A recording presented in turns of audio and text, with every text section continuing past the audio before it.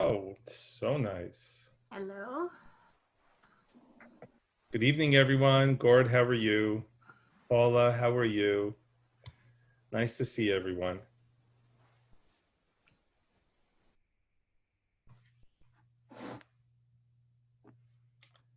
Can everyone hear me? Okay, good.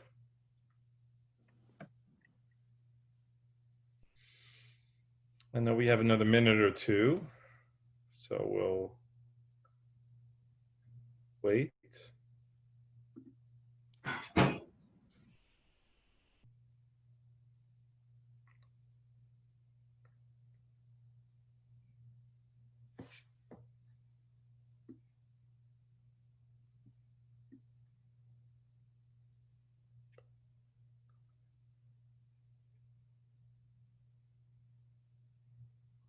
Okay. So I think it's it's not 7:30 yet. So it's 7:30 now. There you go. Okay, everyone. So I think we'll start. Not that there's anything formally. Daryl, how are you? You're muted, Daryl, but I can see you, so I'm going to wave. Good. How you doing? Good to see you.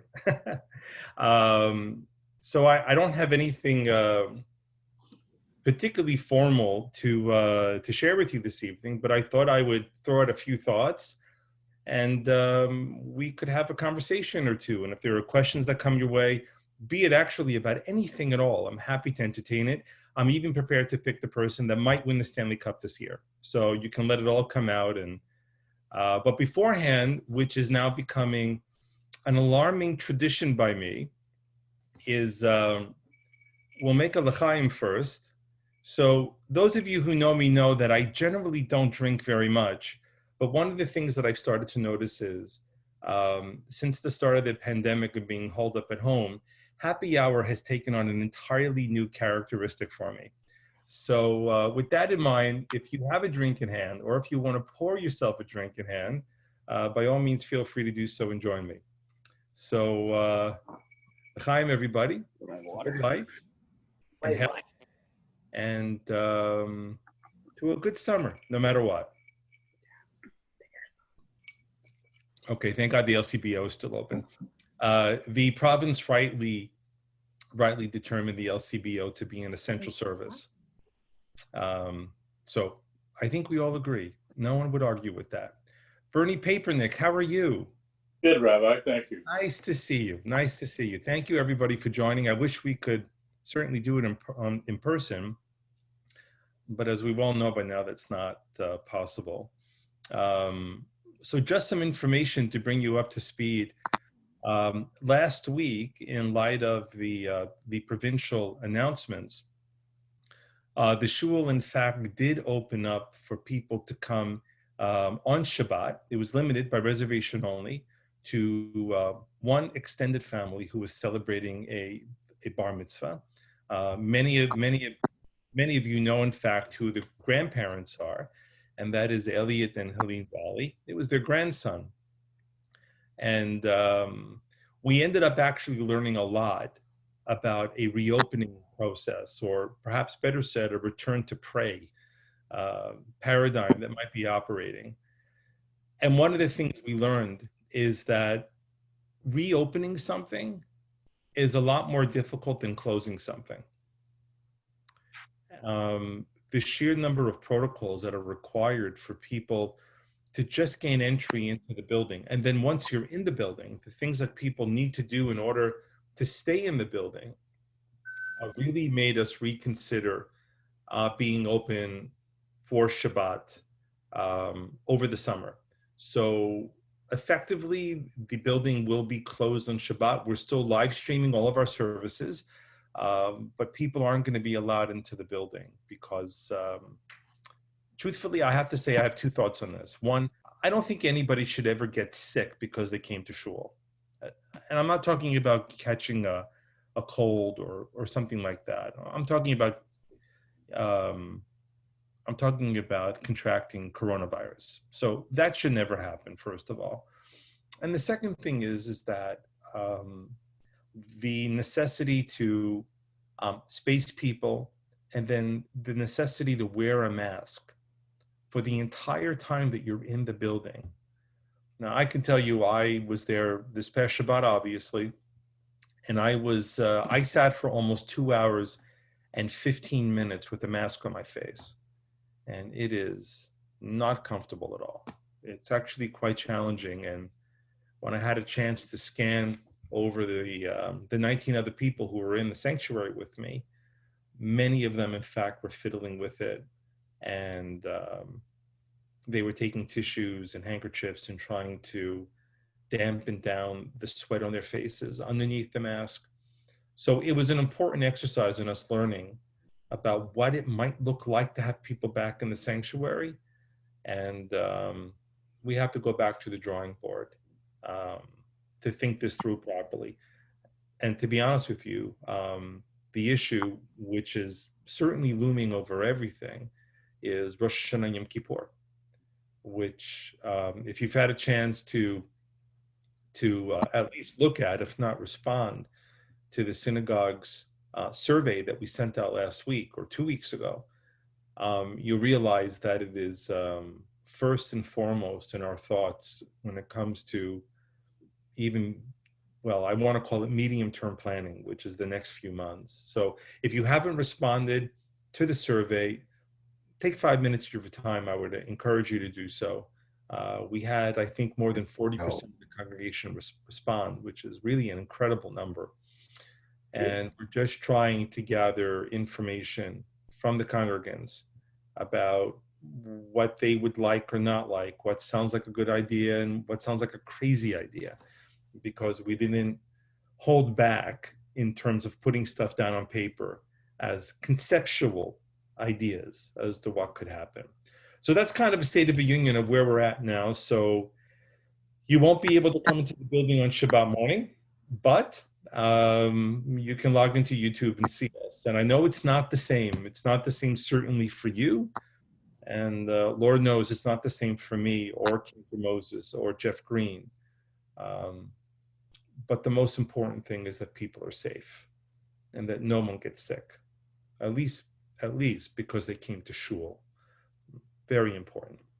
So before I actually carry on with saying what I wanted to say, does anybody have any thoughts or questions about what I just presented, about Shabbat, Rosh Hashanah, Yom Kippur, feedback, anything at all? Rabbi? Yes. Hi. So, I think I'd be petrified to go to shul for Rosh Hashanah, being among a lot of people. And we do watch you on streaming on Saturday. But because it's Yom Kippur and it's a much longer service, is there any chance, and I know it is probably not halacha, but is there any chance they could Zoom it so people could participate a little bit so that people aren't just sort of sitting here and wandering around? Yeah, Zoom is an issue because for those of you who log in on our weekday services with Zoom, the Zoom is not made for synchronized participation. There's lag in the voice. And just when you log in on a weekday morning, you hear people saying the Kaddish together or singing Elena together. And it actually sounds terrible because the lag and delays in every person's particular internet connection creates almost like an echo chamber. So I wouldn't recommend doing anything on a congregational level, considering there would be hundreds, if not thousands of people connected to it using the Zoom platform. Well, Rabbi, perhaps another platform. I mean, I think we've had a new paradigm. And when I say that, when we have congregation minions again, and I think there'll be an online presence as well. So do we count the people in the minion physically and the people online? It's like Netflix disrupting cable. We're at a new age, and I think we have to think about the process. It's an excellent question, Gord. And I think it's really hard to predict when all this is said and done, where people's sentiments will be. I can see a spectrum of things happening. On one hand, people getting so accustomed to the virtual connectivity of ritual and synagogue. On one hand, people may say, why do I ever have to go? I can just wear my sweatpants and tune in on Shabbat morning. To the other point, and the other point of the spectrum would be people are so tired of not actually being in the presence of other people that there may be a tremendous like rubber band on this, where people will clamor for the presence of other people. The other thing is that, and I'm just spitballing here with concepts. The very thing that makes this platform and virtual connectivity as a whole, the very thing that makes it so easy is also the thing that we should be afraid of.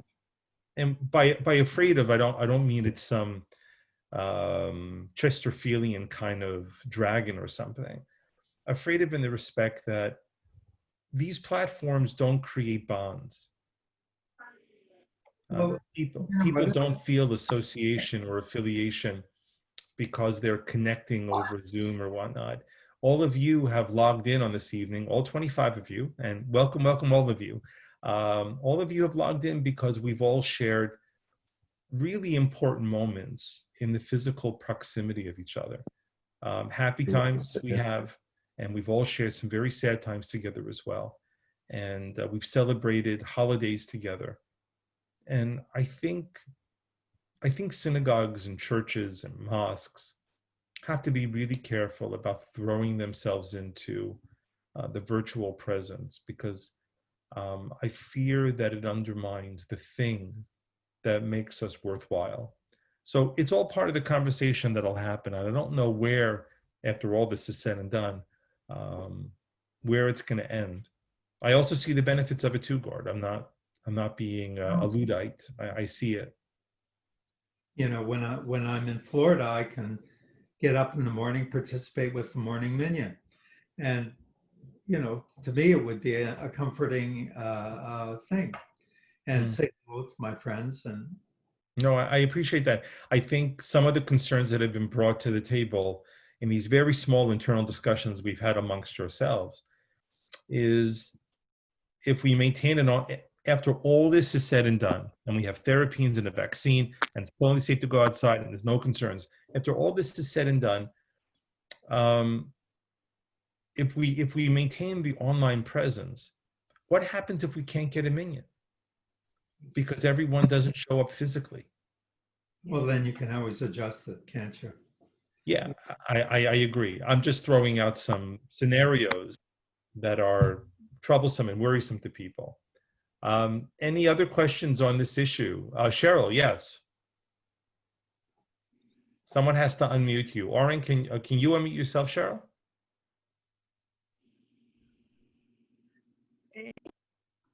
Oh, I think we had you and then we lost you.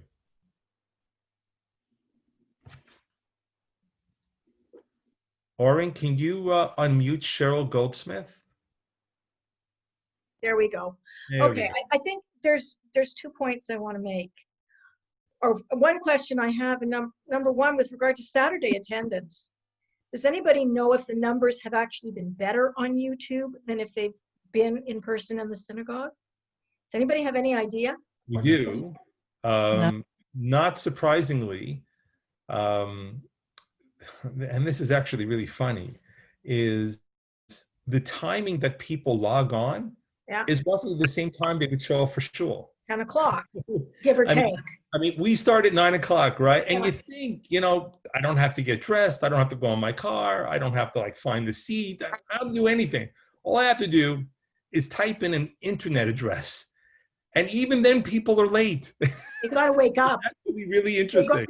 Okay, so that was question one. The other question in regard of maintaining an online presence is this, and I think the value of it, there's a couple of things. One, it can create a sense of intimacy that you don't feel necessarily, and it may be false, but it's there, the second thing is that it's not so much as a matter of convenience, but for people who are shut in or who the weather is bad, they're elderly, they're not mobile, it's a real problem for them sometimes to get to shul. And if they can log on, they can be part of.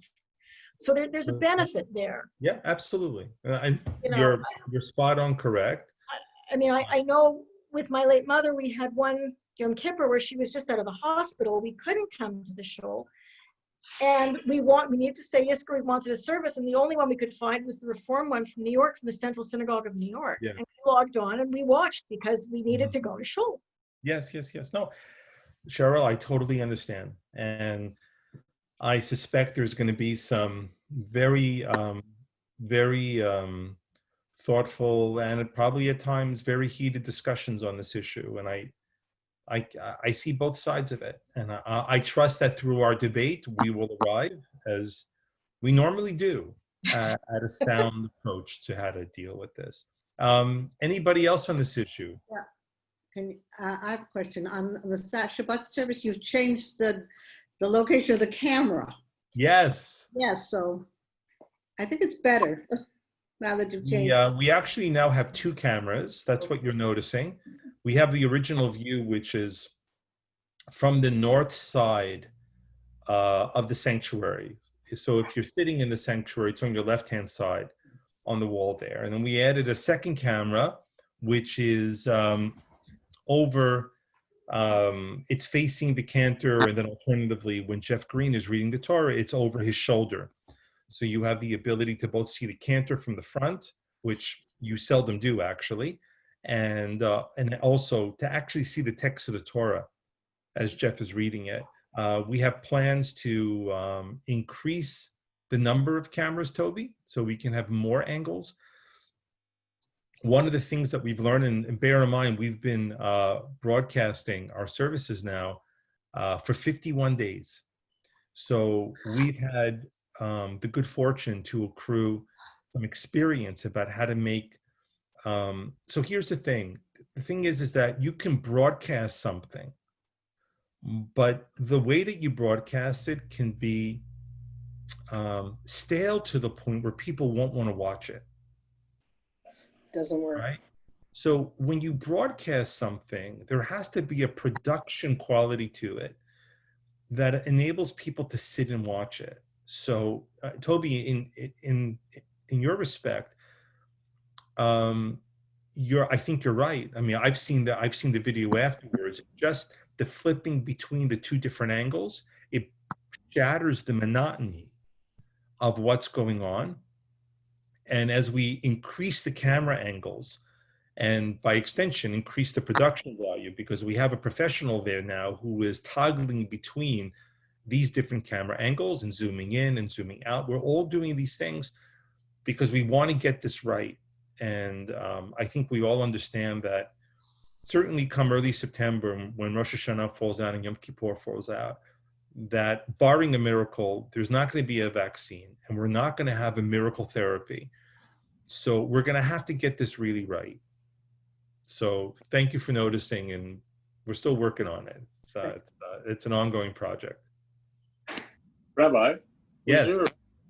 Bernie, was there a reason that the service was altered this past Shabbos? If so, is that a new thing, or is that just a one-up? No, thank you. It's an excellent point. When we speak about production quality, or as I like to put it, the sittability of something, and the sittability ratio is, it asks, how long can someone reasonably sit and watch this? So we are operating under a concept that most people could probably comfortably sit on a Shabbat morning service for about 90 minutes. Now, how did I come up with 90 minutes? Because when you generally judge when people physically show up in shul till they leave, the average generally runs about 90 minutes. And I see a lot of you are nodding your heads, so you clearly agree with me. 90 minutes is a comfortable threshold. This past Shabbat, Bernie, we couldn't do it in 90 minutes because of the bar mitzvah. God willing, this Shabbat, we will come at 90 or less than 90 minutes. And so we're working hard to fall into that, Bernie, into that 90-minute window. Does that take the whole service? Does that, say that again? That take the whole service? Can you do the whole service in No, 90 no. minutes? No. There are parts of the service that are being abridged, modified, or deleted outright. So in the interest of seeing to it that it's that it moves along. Thanks, Rabbi. My pleasure. It's good to hear from you, Bern. Anybody else? And if you don't have a drink in your hand, guys, you're disappointing me. L'chaim. Rabbi, Yes. I heard on the government website or someplace that they didn't want singing in a religious service. Good point. Restaurants. Did that only apply to churches or? They were talking about the choirs. They were all very close to one another. It was more the choir. Yeah, there's a few elements of it. So that's an excellent point. From what we know now about this virus is that the highest viral load that you can be exposed to is when are through aerosolized droplets. In other words, the things that you blow out of your mouth and your nose. And the thing that creates the greatest concentration of these aerosolized droplets is singing and talking loud. So, I mean, certainly having a choir there would be a great threat, not only to the people who are sitting there and listening, it's also a great threat to the people who themselves are the choir, okay? And bearing in mind that both the cantor and I are the ones who are projecting, the threat actually is to the people who are sitting there listening to us. So it is a concern, there's no question. And I can report back to you with great confidence that it is very, very difficult to sing wearing a mask. And that's because every time you take a breath in, the material of the mask goes into your mouth.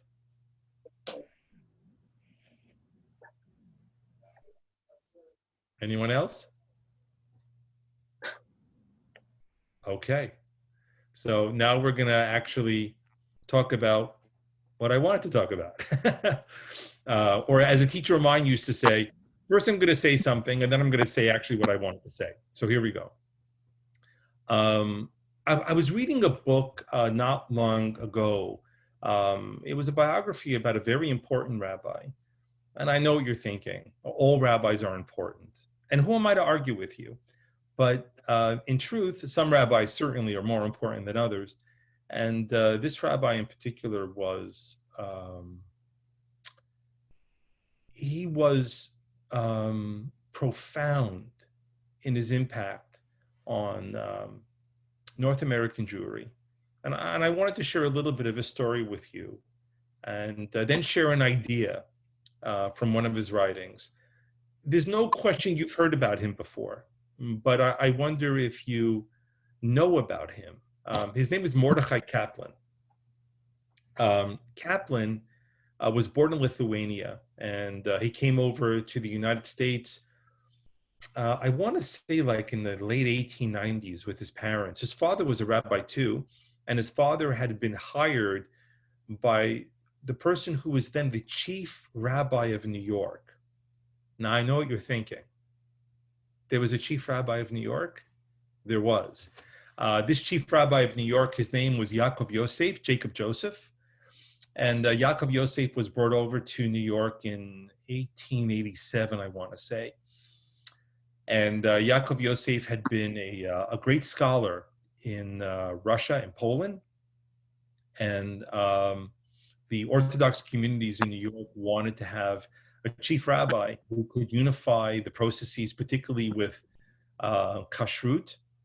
Bear in mind, for those of you who are familiar with Hebrew, actually, I have a piece of paper here, so I can make this really simple. when you write the Hebrew word for meat and you write the Hebrew word for kosher, it looks almost exactly the same. So here goes.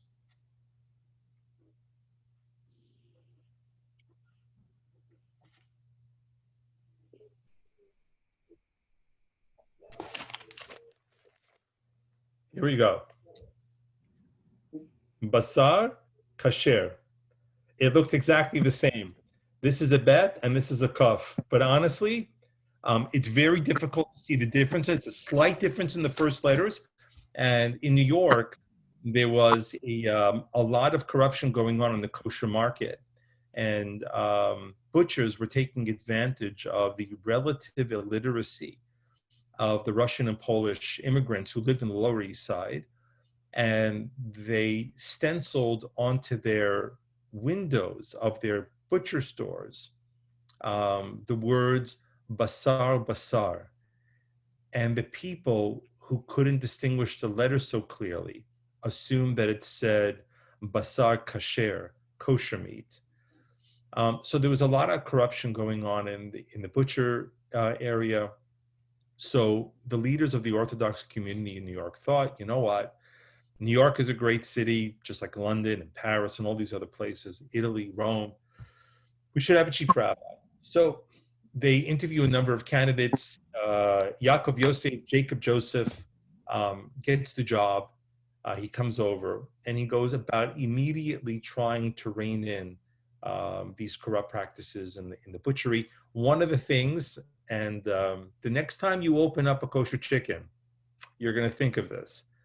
One of the things that Yaakov Yosef, Rabbi Jacob Joseph, that he pioneered was the metal tab that is clamped down on the chicken. You know what I'm talking about? It's a metal tag, Yeah. right? Usually on the wing somewhere. Pardon? Usually on the wing. Usually somewhere. on the wing, and they clamp it onto the actual chicken itself.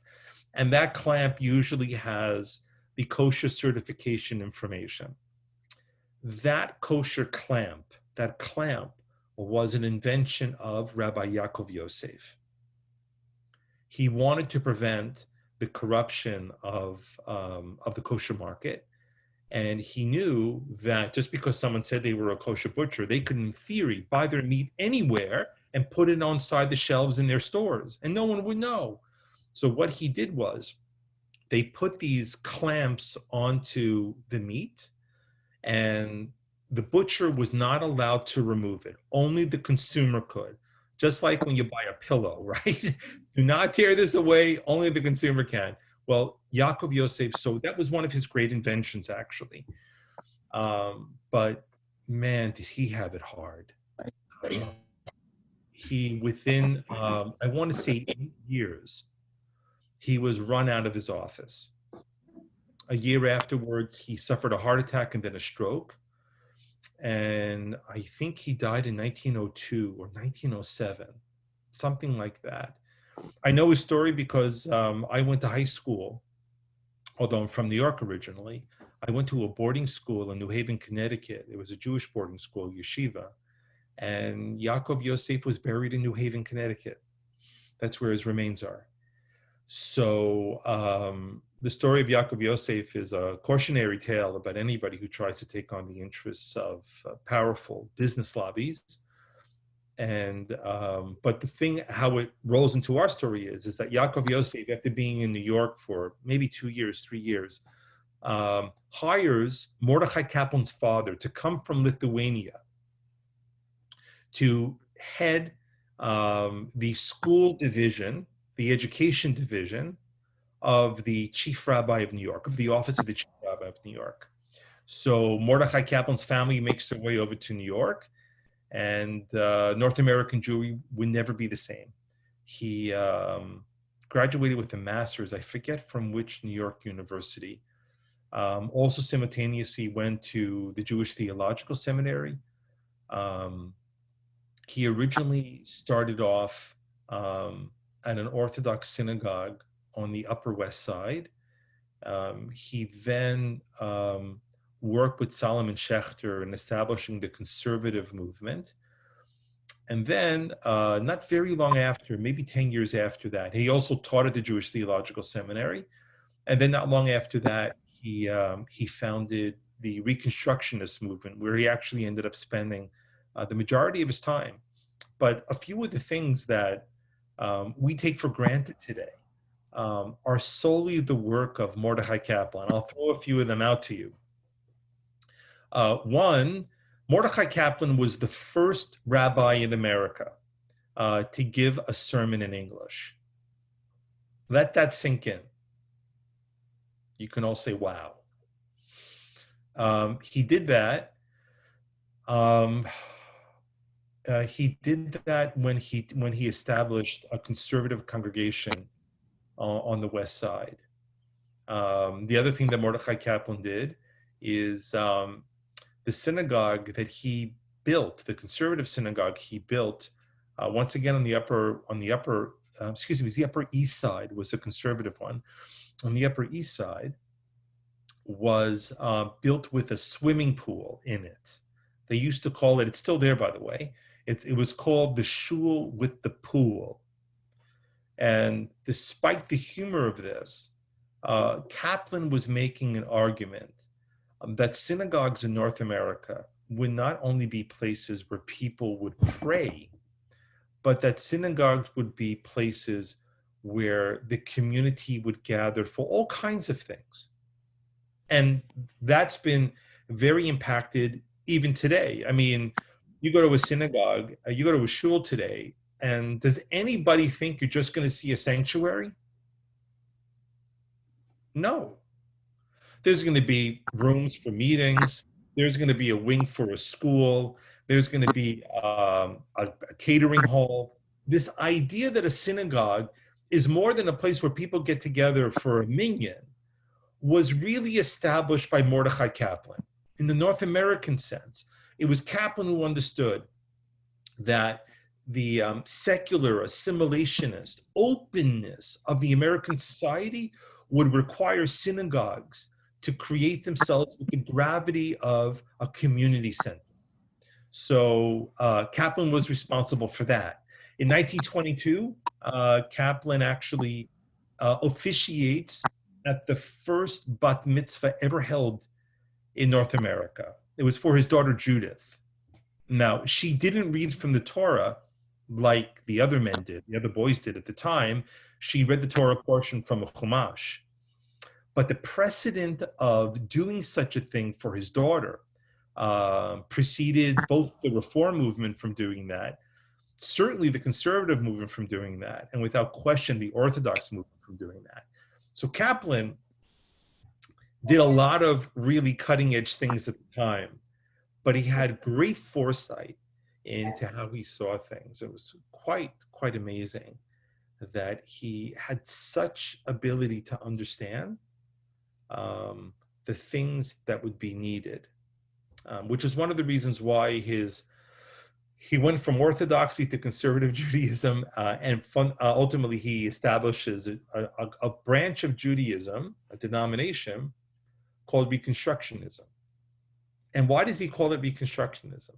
What does it mean to reconstruct something? Build. A kind of building, yes. To make it better.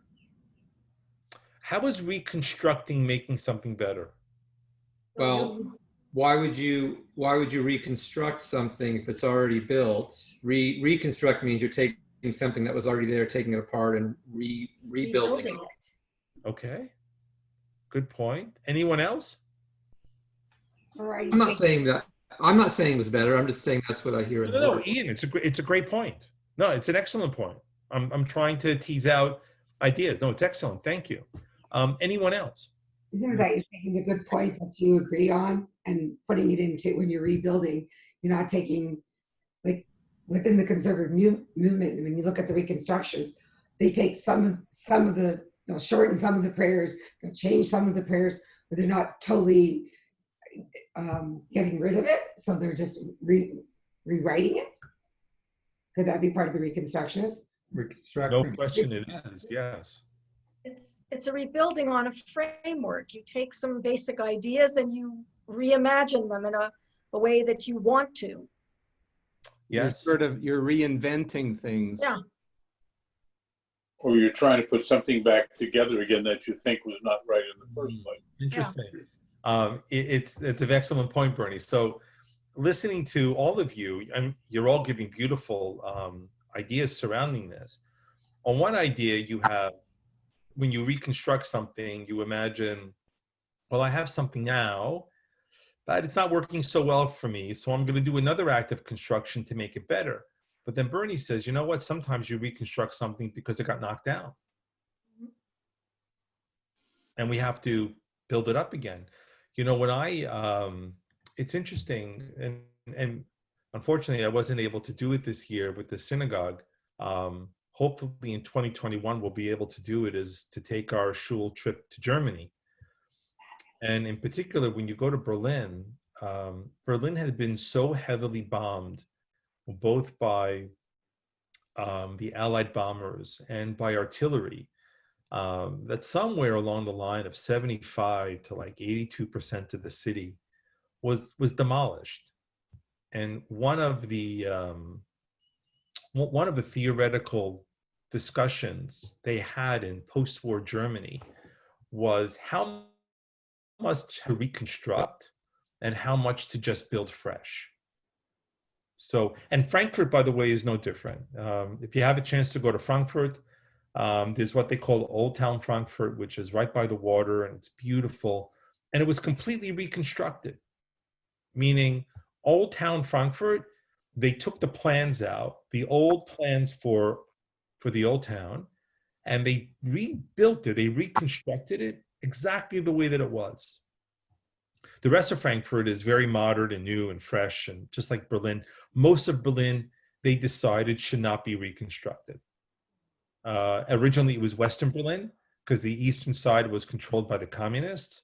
The communists certainly had no interest in reconstructing anything. They wanted fresh, new, completely different. But the Germans in West Germany made a very conscious decision, particularly in Berlin, not to reconstruct. And now, to be honest with you, that's come under some criticism.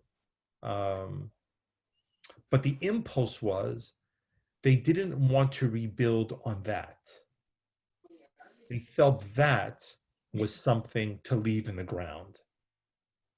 And certainly the Germans, without question in Berlin, have done an exceptional job at memorializing their past without undertaking the reconstruction of the city the way that it was. So it's an interesting debate on both sides of it, not only when it comes to Germany, but also the idea of reconstructive Judaism, of reconstructionism that Kaplan is talking about. Does anybody else have an idea about what reconstruction could be? You're clearly not drinking enough, my friends. I just keep thinking that the converse, that the positive is reconstruction, but the converse is really deconstruction. That you're taking apart and replacing with the things you think don't work, or the things you think need to be modernized or changed or adapted in some way. But nobody wants to say they belong to a deconstructionist movement. It's too negative terminology. Yes, for sure. So Kaplan coined this phrase in one of his most important books. He ended up writing, I think, 11 or 12 books in his lifetime. The most important book that Kaplan wrote was called Judaism as a Civilization. And I read it, my gosh, like 36 years ago. And he advances the idea, and he tries to answer a debate that was raging in his time. And the debate was, what exactly are Jews? Are we a people? Are we a race? Are we a religion? Are we a culture? And Kaplan in Judaism as a Civilization answers the question once and for all. He says that all those things in fact are true, But the thing that binds the totality of the Jews together is the power and impact and the historicity of the civilization of the Jews, the music, the literature, the traditions, the religion, the philosophy, the history, all these things create a civilization. And now the next point that Kaplan goes into is this idea of reconstructing it, meaning that every generation has the responsibility of constructing a Judaism that enables them to be a part of that civilization, to ensure that Jews are not left out or left behind. And in a lot of ways, if I can say this, in a lot of ways, every branch of Judaism has been touched by Kaplan's arguments. And I'm going to lay it out to you across the spectrum. So Reform, unquestionably. Conservative Judaism, unquestionably. Orthodoxy as well. The modern Orthodox movement is a form of Kaplanian reconstructionism. In the more black hat world, the outreach organizations that they have, like Aish Torah and Or Sameach, that's also Kaplanian in its reconstruction, because those outreach organizations frequently violate the norms of Jewish law, particularly when it comes to prayer services, in order to attract people in. So they're actually breaking something in order to rebuild it. And then on the ultra-Orthodox, I don't know if any of you have had the opportunity to see on Netflix a 4-part miniseries called Unorthodox. Deborah did, yes, and Gore too. Anyone else? Some of you are shaking your head yes. Some are shaking your head no. Toby, did you see it? Yes, I'm checking up on you, Toby. Okay, good. Barbara did. Okay, good, good, good. So if you have, Paula has, excellent, excellent. If you haven't seen it, my friends, you should see it. It's called Unorthodox. A highly regarded Israeli actress named Shira Haas is the star in there.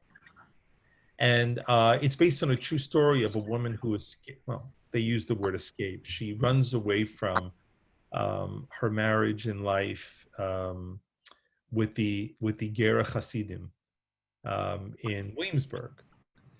And excuse me, not the Gera, the Satmar Hasidim. And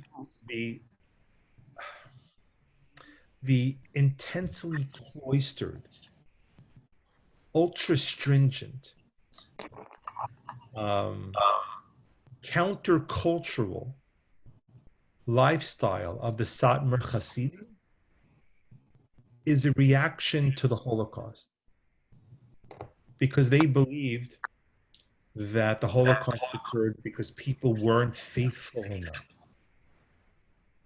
And so they live a daily reality in trying to amend for that. That's a Kaplanian reconstruction, because the Judaism that they live didn't exist until the Holocaust happened. Nobody lived like that. There's also an excellent article on this, not more than an article, truthfully. Chaim Soloveitchik, who was the cousin of Joseph Soloveitchik, a very prominent Orthodox rabbi in the States. He passed away a few years ago.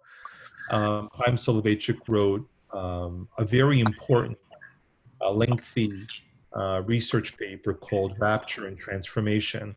And he talks about the changes in the Orthodox community post the Shoah, the Holocaust. So Kaplan his ideas have fulminated throughout all the aspects of the Jewish world. It's been far-reaching in many, many ways. And he's had an enormous impact on how we live and identify as Jews. So I just want to share one idea, because I can keep talking, but I want to share one idea of Kaplan's from this week's Torah portion.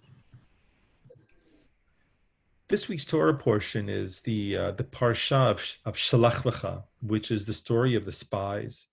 The story I suspect you're somewhat familiar with. the Israelites are approaching the border with the land of Canaan. And the Israelites reach out to Moses and they ask that before they go in as a people, they wanted to send some spies to just get the lay of the land. Moses asks God, God acquiesces. That in and of itself is ripe for a lot of questions, but we're not going to tarry on the question. The 12 spies go, one from each tribe, and they come back, and as many of you know, they bring a damning report. Rather than revealing that they've seen a land that is filled with God's promise, they come back with reports about danger and instability and inability for the people to come and take it, which ends up creating a panic scene amongst the Israelites. And the net of this is that they are punished to die in the desert for those 40 years. And there's one particular sentence or verse where the spies say, Hayinu kechavim. They were saying that the people who live in the land are giants, and we seem like grasshoppers compared to them. And Kaplan seizes on this, and he says, the first and foremost responsibility of every person, before you do anything in life, is to know what you are. Because if you don't know what you are, if you go to the most beautiful place, the greatest opportunity, you'll fail at it. Because you'll never be able to meet the moment. And it's a beautiful insight about life too. Life is filled with opportunities and also threats. But if you don't have a firm sense of the person that you are, I can assure you many of the good things will pass you by because you don't know how to reach them, which is a thought that was echoed centuries before by the great Rabbi Hillel, who said, Im ein ali ani li, mi li. If I am not for myself, who will be for me? And then the Kotzker Rebbe, centuries after Hillel says, what does it mean? If I'm not for myself, who will be for me? The Kotzker Rebbe says, if I won't be myself, who will be me? Because there's only one of you that will ever exist in this world. So Kaplan's idea of looking first into ourselves and understanding how the ability to capture a moment isn't that the moment itself is happening. That's secondary. The ability to capture a moment first and foremost lies with you being able to see yourself as being a part of it. And it's a beautiful insight. So I wanted to share that with you. So we're clocking in at about 50 minutes, and I thought that would probably be a reasonable amount of time. But if there's anything else you guys want to talk about, any questions, I'm all ears. Alluding to the chicken story, I sat at a Baycrest meeting once for a half an hour when we discussed the clips on the chickens, how much extra money was going to cost for labor to take the clips off. And that, so we were still talking about it 5 years ago or so. As a kid, I remember that we always cooked chickens, particularly my grandparents. They always left the clamps, the clips on. And my grandmother, of blessed memory, my Scottish grandmother, loved the clamps because when she would pull it off the chicken, all of the skin would come off too. And she said, this is the best part of the chicken. My mother used to do that. Yeah. Okay, there you go. So When she cooked a whole chicken, and because you couldn't detach it, and there was always crispy skin around it. Yes, I know. Anything else, anyone? Well, it's been great. Thank you for dropping in. It's been a beautiful 50 minutes with all of you. We'll do this next week, but everyone has to be drinking with me because otherwise I'm not a social drinker. If I'm drinking alone, then I'm an alcoholic. What are you drinking? And that's not a good thing. What are you drinking? Scotch. So funny. I accept the invitation. I'll do it. Okay. Or as Bernie Papernick once said to me, don't threaten me with a good time. So there you have it. There you go. All right, everyone. Have a wonderful evening. Stay safe and healthy. A Shabbat Shalom. And God willing, come back next week and we'll have another conversation, okay? Okay. Be well. All the best, everyone. Thank you. Be well. Bye. Wonderful. Wonderful. Night, Rabbi. Night. Good night, everyone. Here, your father's right here. He wants to talk to you.